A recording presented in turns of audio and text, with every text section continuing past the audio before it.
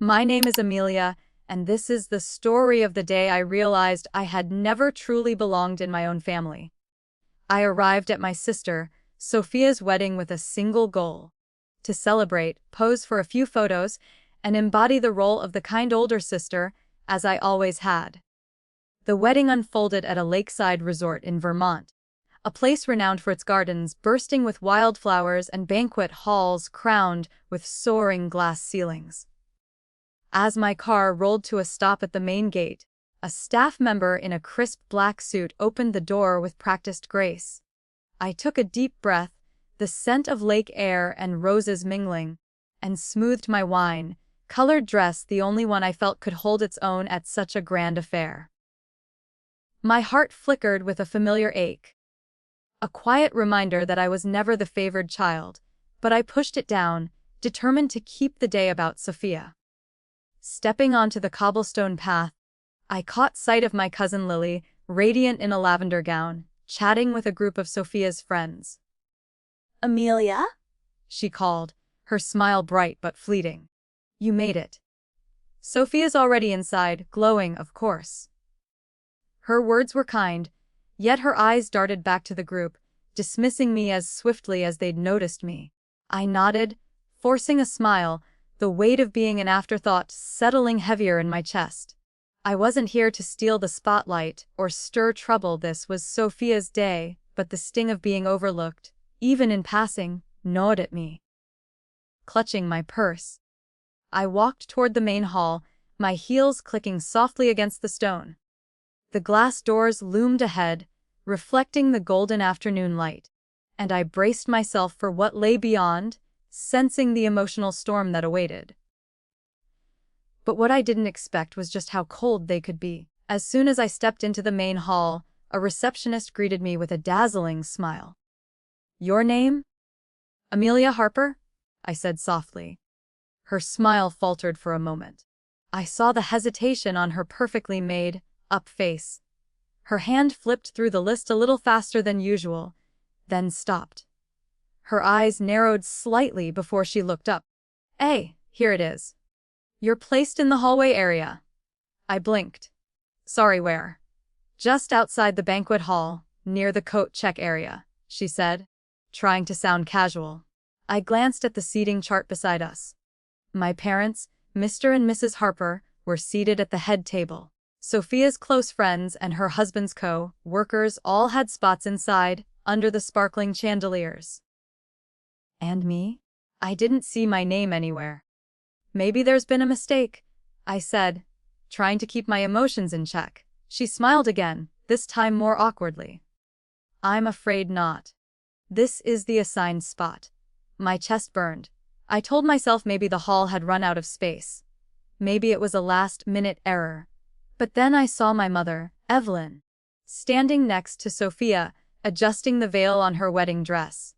They were laughing, clinging to each other, as if nothing at all was wrong. I walked over and kept my voice steady. "Mom, can I talk to you for a second?" My mother, Evelyn, didn't even look at me. "Not now, Amelia. Can't you see we're busy?" I bit my lip. "Just a minute." She groaned, clearly annoyed, but stepped aside. Sophia remained still, her eyes locked on me with a smile that could hardly be called warm. "I've been seated in the hallway," I said. My mother shrugged, as if that was hardly worth mentioning. "We had to prioritize close family, you know that." I clenched my fists. "I am close family." She let out a soft, icy laugh. "Oh, don't make a big deal out of this, Amelia." Sophia chimed in, eyes glinting with satisfaction. "I'm sure it was just a mix-up. Nobody meant anything by it. Weddings are hectic." Her voice was sugary sweet, but her look was anything but. I turned to my mother again, hoping for even a flicker of hesitation. But she just sighed. "Don't ruin your sister's big day, Amelia. You should be grateful you were invited." The word grateful stuck in my throat like a stone. Grateful to be treated like an outsider in my own family. Grateful to be seated next to the coat rack. Before I could respond, my father, Theodore, walked up, his voice low, like he just wanted the moment to pass. It's just a seat, sweetheart. Don't make it a thing. I stood still. The anger was there, simmering, quiet, not explosive. Just something deeper, colder. I smiled, an empty one, and turned away without another word. They thought I'd silently take it, like always, but this time I wouldn't. I walked slowly out of the main hall, my heels clicking lightly against the cold marble floor. The air in the hallway smelled of silk, wedding flowers, and something else. Something out of place, like me. In my hand was the place card with my name. Amelia Harper, Table H, hallway area. The elegant cursive felt like a slap in the face. I turned the card in my fingers, my palm damp. I had hoped, just this once, that my family would see me as one of them, but clearly they never had. A soft click came from behind. The door to the hall opened. Amelia. Sophia's voice called, light, like a greeting, but enough to stop me. I turned. She stood there, arms crossed, her veil fluttering in the cool air, her makeup flawless, her smile anything but kind. "Are you upset?" she asked, with no real concern. "Because of the seating?" I gave a dry laugh. "I'm not upset. I'm disappointed." Sophia tilted her head, her eyes lighting up, like she just heard something funny. "You're always so sensitive." "It's just a seat, Amelia. Who even cares?" I bit the inside of my cheek, keeping my voice steady. "You know, it's not about the seat. It's about how this family treats me. It's always been that way." She shrugged. "So what? You still showed up, still wore the pretty dress, still hoped for attention." She stepped closer, her voice dropping, so only I could hear. "You're desperate for their approval. It's sad." I looked her straight in the eyes. "No, Sophia. What's sad is that you need to tear someone down just to feel loved." That made her pause for a second, but then, as if it meant nothing, Sophia laughed. "You really know how to kill the mood, like always." Footsteps approached behind her. It was Mom, Evelyn. With a tense expression, like she'd been dragged away from the party to handle something trivial. "I heard there's some drama out here," she asked, eyes on Sophia, barely glancing at me. I took a breath, telling myself I deserved an explanation. "Mom," I was seated in the hallway. "I'm not some acquaintance or a distant guest. I'm your daughter." She furrowed her brow, then gave a tight smile. "Amelia, it's not that I don't value you. It's just, there were limited seats inside. I had to prioritize people who are closer." I stood still.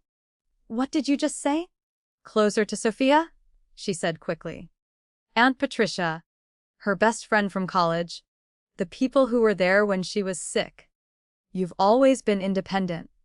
I never had to worry about you." I let out a laugh, so soft it surprised even me. "You never had to worry about me, and you think that justifies treating me like I don't exist?" Sophia jumped in, her voice syrupy. "Amelia, stop it. Mom didn't mean it like that. You're overreacting. You should be grateful you were even invited." That line cut deep. I turned to Mom, looking at her, like I was seeing her for the first time. "Do you even realize how grateful sounds when you've made me feel like a stranger in my own family?" She said nothing. No touch, no hug, no apology. A deep voice came from my left. "It's just a seat, Amelia. It was my father, Theodore." He stood there with a glass in his hand, eyes fixed on the floor, still the same avoidance, like always. I turned to him, speaking slowly. "I don't need you to defend me, but the least you could do is look me in the eye when you speak." He looked up, confusion flickering briefly before fading. Sophia shrugged, like I was a stubborn child ruining the adults' party. "If you're that unhappy, you can just leave." I looked at the three of them, these people I once called family, and suddenly realized maybe Sophia was right. I tightened my grip on my purse and took a deep breath. Something inside me cracked, not from weakness, but from clarity. If they had decided I didn't belong, then I wouldn't try anymore. And what was about to happen would make sure they never forgot this night. I walked quickly down the thick, carpeted hall, my heels swallowed by the plush silence. Behind me, the music in the banquet hall played on cheerfully, laughter and clinking glasses filling the air. But it all sounded like it came from another world, a world I was never really invited into. I stopped at a quiet corner, clutching my purse strap like it was the only thing keeping me grounded. Sophia's smirk, Mom's dismissive shake of the head, Dad's distant silence. All of it swirled in my mind like a broken melody. And then a memory returned, sharp and clear, like it happened yesterday. 3 years ago, I went home for Thanksgiving, the rare occasion when Sophia wasn't around, off traveling with a new boyfriend in Portugal. The house in Albany felt strangely calm. No loud chatter, no trace of Sophia's overpowering perfume lingering in the air. Mom asked me to go to my old room to find some family photos for a memory album. I nodded, a little relieved to do something that felt meaningful, or at least included. My room hadn't changed after all those years, the small bed by the window, the old bookshelf, and the high school photos, mostly of me alone. I rummaged through the drawer and found the photo box, but then my eyes accidentally landed on the small drawer of my mother's vanity. I didn't know why, but I opened it. Inside lay a light brown leather notebook, resting silently. Every page was filled with my mother's handwriting, crowned, careful letters. I flipped it open, not thinking much, until I read the first lines. The first day Sophia went to kindergarten, she didn't cry. She turned around, waved goodbye to me, and ran into class, like a brave little doll. I turned the page. Sophia loves the baked pasta I make on Thursday nights. Sophia used to be scared of thunder, but now she's much braver. Sophia's favorite birthday gift was the little nurse outfit I got her when she turned 8. Page after page, year after year, it was Sophia. Always Sophia. Memories recorded, like a private memoir just for her. I began searching, like I was trying to prove to myself that I, too, had once been remembered. I flipped each page, scanned every line, but there was nothing. Not a sentence, not a line, not even the name Amelia.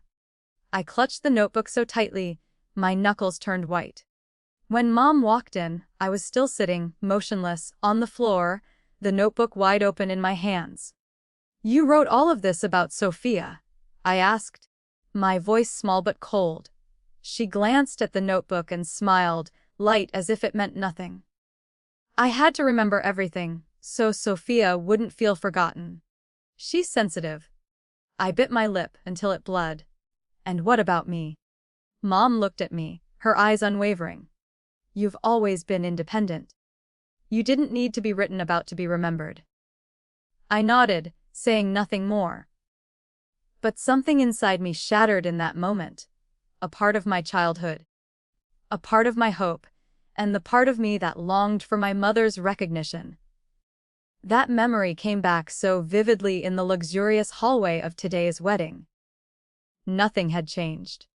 I was still Amelia, the daughter my mother never thought to include in her memory book and didn't think needed a decent seat at her sister's wedding. A chill ran down my spine, not from the air conditioning, but from the clarity. I sank onto the bench by the window, right next to the coat rack, exactly where they'd planned for me to be. I looked at the name card in my hand, printed in gold script, then at my own faint reflection in the glass.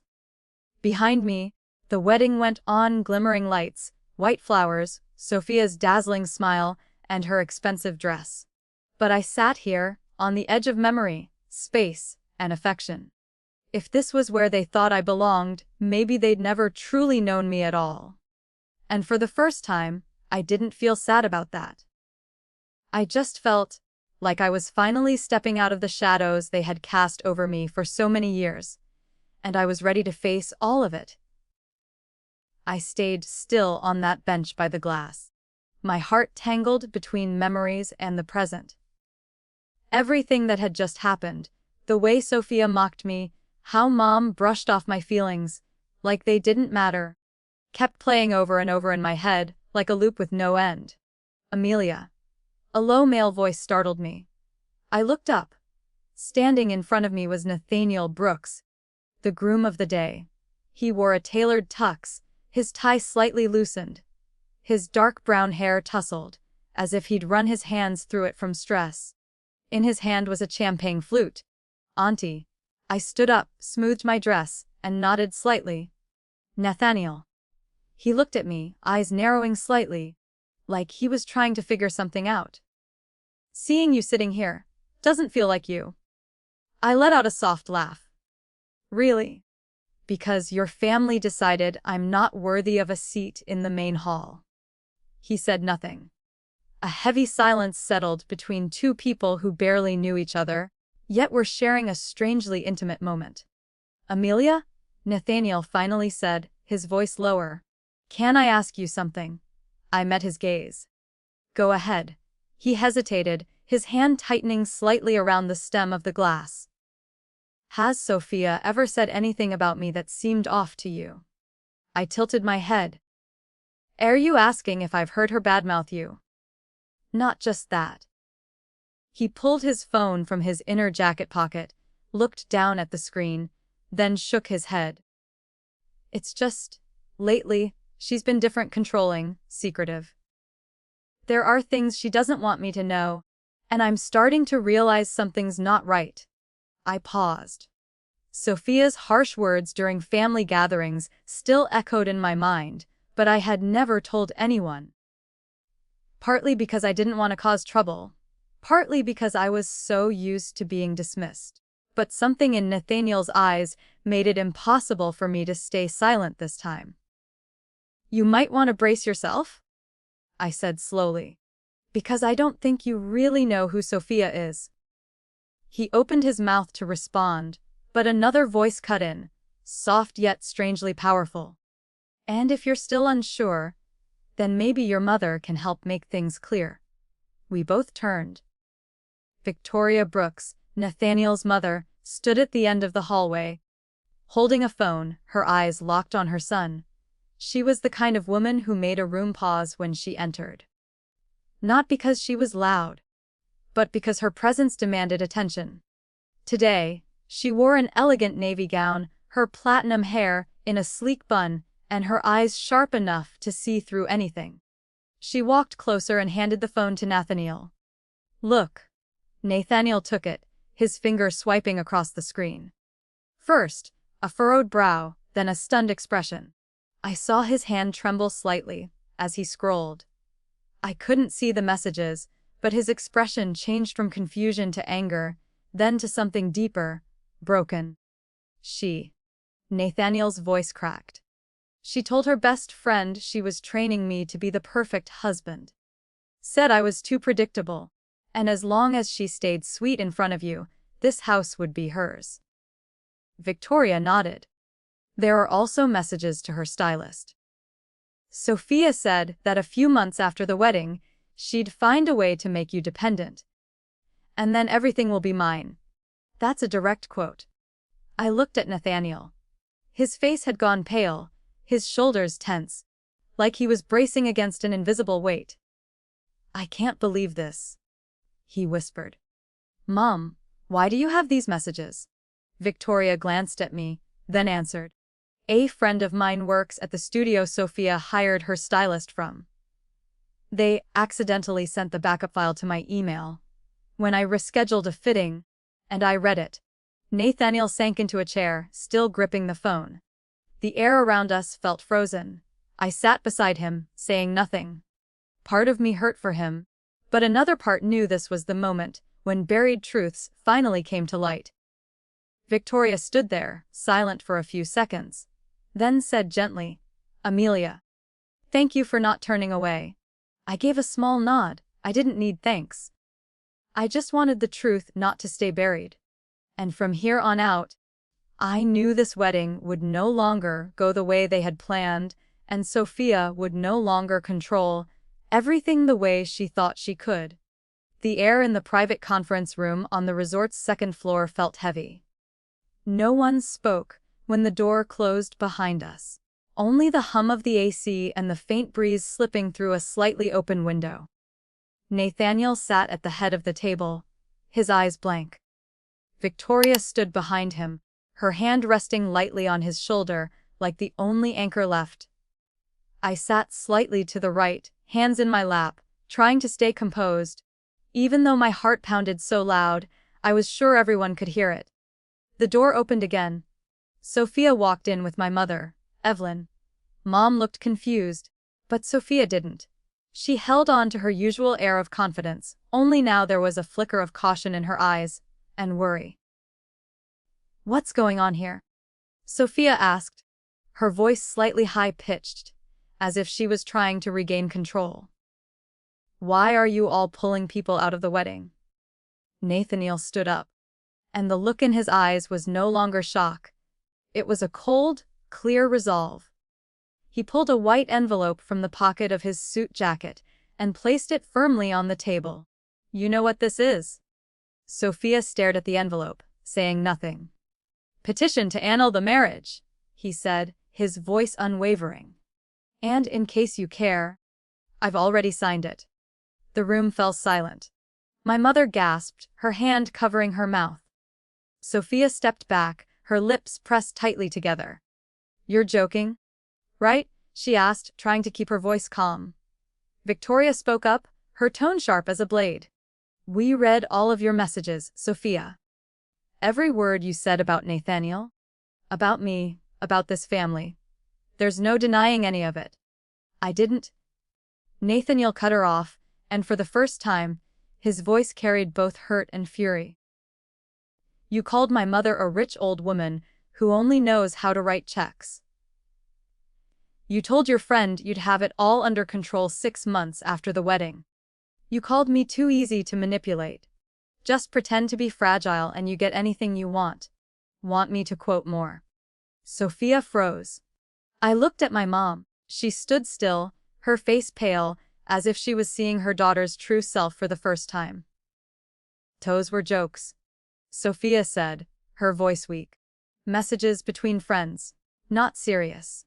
Victoria gave a short, bitter laugh. "And what about the divorce consultation you filed last month? Was that a joke, too?" That's when I saw my father, Theodore, enter the room, his expression heavy. I didn't know who had called him, but his presence seemed to make the room sink deeper into tense silence. "Is this true?" he asked, looking straight at Sophia. Sophia didn't respond. Theodore turned to my mother. "Did you know about this?" Mom shook her head weakly. I didn't think Sophia could do something like this." "You never think," he said slowly. "You've never looked at what's really going on." Then he turned toward me, and for the first time in many years, he didn't avoid my eyes. "Amelia," he said, "I'm sorry." Both Mom and I were stunned. I had never heard him say sorry, especially not to me. "I've been silent for too long. Let everything veer off course?" he went on. "And I know you were right about Sophia, about everything." I didn't know how to react. Part of me had grown so used to being overlooked that this recognition left me breathless.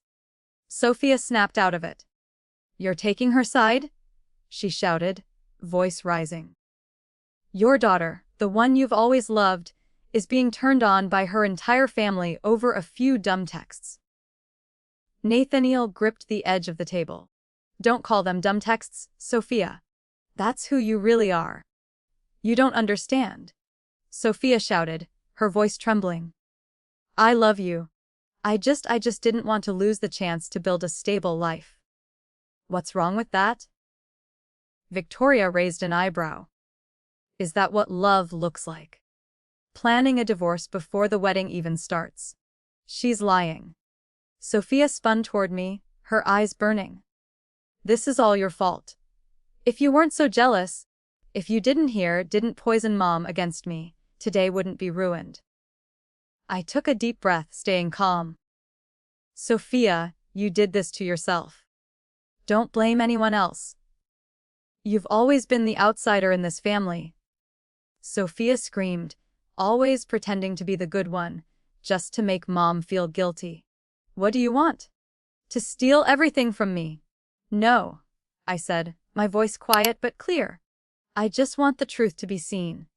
My mother stepped forward. Then she looked at Sophia for a long time, confused, hurt, and finally broken. "Sophia?" she said softly. "I can't defend you anymore." Sophia stood frozen. Her lips moved, like she wanted to say something, but no words could fix anything now. She turned toward me, and for the first time in my life, I saw fear in her eyes. Not fear of being caught. Fear because she realized no one was standing by her this time. Sophia stood there in the dead quiet room, breathing hard, her hands clenched into fists at her sides. The carefully applied makeup from the morning was now smudged around her eyes. The pristine white wedding gown that had wowed everyone just hours ago now looked tight, burdensome, stripped of the elegance she had imagined for her big day. She whipped her head toward me, her eyes darkening. "You always wanted to take me down," Sophia hissed, her voice cracking. "You never let me have one peaceful moment, did you?" I didn't answer. There was nothing left to say. But Sophia didn't need a reply. She charged toward me, eyes blazing, her footsteps echoing against the glossy tile floor. I didn't move. I wasn't afraid. And then in that exact moment, a steady arm slid between us. It was Victoria. "That's enough," she said. Her voice wasn't loud, but it was sharp as steel. Sophia froze, stunned. "Get out of my way. You've caused enough chaos." Victoria replied firmly. "If I let you do one more foolish thing, that would be on me." Sophia panted, eyes darting around the room, as if looking for an escape or someone still on her side. But no one spoke. No one stepped forward. Nathaniel leaned against the table, expression unreadable. My father had his head bowed, brow furrowed, like he'd just accepted a bitter truth. And my mother, the one who once excused every little mistake Sophia made, stood frozen, clutching her purse strap, eyes rimmed with red. Then Sophia pushed past herself, heels clattering against the floor, as she stormed out of the room. Her long train sweeping behind her through the hallway. I thought she would vanish behind the door, but no. She shoved open the main doors leading back to the reception hall, where soft music still played, where hundreds of guests were laughing, clinking glasses, and posing for photos against a backdrop of pristine white flowers. And when Sophia appeared, breath ragged, hair disheveled, eyes wild, everything stopped. The music faded, heads turned, a murmur rose, curious, stunned, then shocked. Stares. The rest of us from the conference room followed behind her. No one tried to stop her. No one wanted to. Sophia stood at the center of the reception hall. What was supposed to be the most beautiful moment of her life, now becoming the stage for the downfall of a self-crowned queen. "You think you can humiliate me like this?" Sophia screamed, her voice echoing through the rows of banquet tables and shimmering chandeliers. "I gave everything for today. Months of planning, picking out every single detail, and now, over a few messages, a few meaningless words, you're going to destroy me." No one answered. Nathaniel stepped forward, his gaze steady and unblinking. "No one destroyed you, Sophia. You did that yourself." She shook her head wildly, tears spilling down her cheeks. "You love me, Nathaniel. I did everything for our future." Victoria stepped forward. Slow but deliberate. She faced Sophia, her voice chillingly calm. "I once hoped you'd be part of this family. But you never wanted to be a Brooks. You only wanted what we had." A quiet "oh" rippled through the crowd like a wave. People were beginning to understand. Some guests exchanged glances. A few set their glasses down, their eyes heavy with realization. Sophia glanced around, breath uneven. "She made all of this up," she shouted, pointing directly at me. "Amelia's always been jealous of me, always trying to drag me down. She spent her whole life in the background, and now she wants to pull me down with her." I stepped forward, calm and steady, my voice just loud enough to be heard. "I don't need to drag anyone down. The truth carries its own weight." Sophia went silent. The tension was tight as wire. All eyes were on her. Even those who had once cheered her on, admired her, now just stood there in silence. She turned to Nathaniel, clinging to a final shred of hope. You can't leave me. I'm your wife. We made vows. Nathaniel pulled the same white envelope from his jacket pocket, the one he'd come prepared with. He held it up in front of Sophia. This is the annulment contract, he said slowly, his voice calm and cold. And I signed it. The entire room seemed to hold its breath. Victoria gently placed a hand on her son's shoulder. Let's go, Nathaniel. As they turned and walked away, Sophia stood alone, surrounded by chandeliers and glittering gowns. She had once been the center, the star, built on control and appearances. Now it had all crumbled, right in front of everyone. A week after Sophia's wedding, I woke in my small Boston apartment, the silence a stark contrast to the chaos of that day. No wedding flowers perfumed the air. No violins hummed in the distance. No sidelong glances or hushed judgments lingered. Just me, alone with my thoughts. My phone buzzed on the nightstand. Mom. Her 9th call in 3 days. I let it ring, the screen's glow dimming as I turned away. I'd heard enough in that conference room, seen enough in that reception hall, and endured enough through years of quiet neglect. No half-hearted apology or staged embrace could erase that. I didn't need them to play the part of a perfect family anymore. That afternoon, brewing coffee, I read a text from Mom. I know you're angry. I can't change the past. But I want to see you. Have dinner with me. Just the two of us. I stared at the words, the old me stirring faintly. A girl who'd have dressed up, arrived early, and hoped for a scrap of warmth. But she was gone. I set the phone down, no reply needed, no anger left, just a calm certainty that their approval was no longer my anchor. That evening, I walked along the Charles River, where lights twinkled on railings, their reflections dancing on the water. The autumn air carried the scent of fallen leaves and distant laughter. Sitting on a stone bench, I pulled a faded photo from my wallet. A Christmas when I was 16. Sophia beaming in red, Mom's hand on her shoulder, me half hidden behind the tree. I folded it away, no longer yearning to fit their frame. My phone rang again. Dad, Theodore. I answered, sensing his call carried weight. Amelia, he said, voice rough. I'm no good with words, you know that. Silence stretched, but I listened. That day, when you spoke, and your mother saw Sophia's true self, I think she finally grasped how alone you've been. I was wrong, and I know that doesn't fix it, but I need you to know. I closed my eyes, a quiet peace settling over me. Thank you, Dad, I whispered. But I don't need apologies. I need freedom. That night, I boxed up the family photo album, locking it away atop the wardrobe. An era had closed. The next morning, I booked a trip to Maine. Picturing rocky shores where waves crashed against cliffs, the salt air sharp and free. I'd always dreamed of going, but held back for family obligations that never valued me. Now, I chose myself. I didn't need their forgiveness, their validation, or their love to feel worthy. My worth came from within, not their gaze. Family is where we start, but not always where we belong. True family respects you, hears you, sees you without a fight. Sometimes, the bravest step is walking away, not to flee, but to find who you are. One profound life lesson is the courage to embrace your worth, even when others overlook you. True strength lies in choosing yourself, letting go of toxic ties, and finding freedom in authenticity. Like Amelia in our story, you deserve to shine without seeking validation. Let her journey inspire you to stand tall, heal, and chase your dreams unapologetically. What's a moment when you chose yourself? Share your story in the comments, we'd love to hear it. If this resonates, hit that subscribe button and join our community for more heartfelt stories and life lessons.